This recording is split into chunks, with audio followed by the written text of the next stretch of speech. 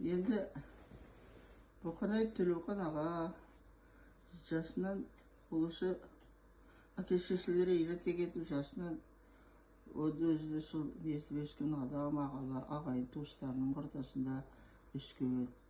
Одан азамат болып өсіп жеткенде кейін солдатқа кетті.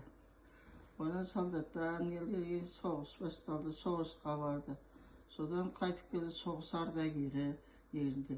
Үкіметке еңбегі көп сіңген адам. Ол кісінің қызмет істемеген жері жоқ.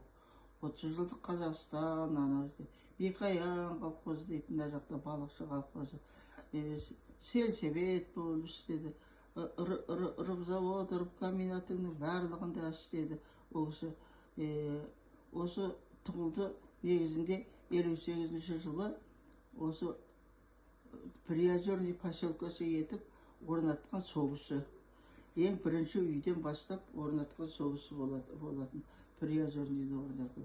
Ең алдымен мына строительный көшесінде Шоқанов Әлихан мектебінің жанындағы 3 үйді салған. Сол 3 үйден басталды.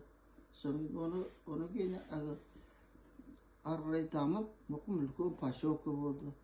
Бұрын үлкен поселке, халқы көп болатын. Енді ақыр аяғында мына поселкенде құрттыңдар ғой, енді құрды. Жоқ, қазір кішкентай адам.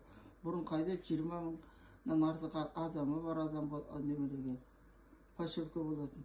Енді қазір айланасы 3 мың, 4 мың адамы бар поселке болып қойып. Айтпесе 2 мектеп, больница барлығы бар болатын.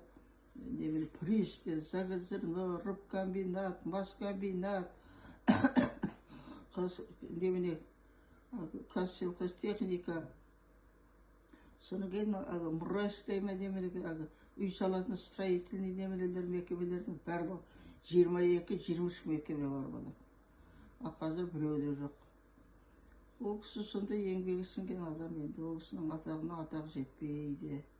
Шынын айтайын енді. Сондай атақты абыройлы адам.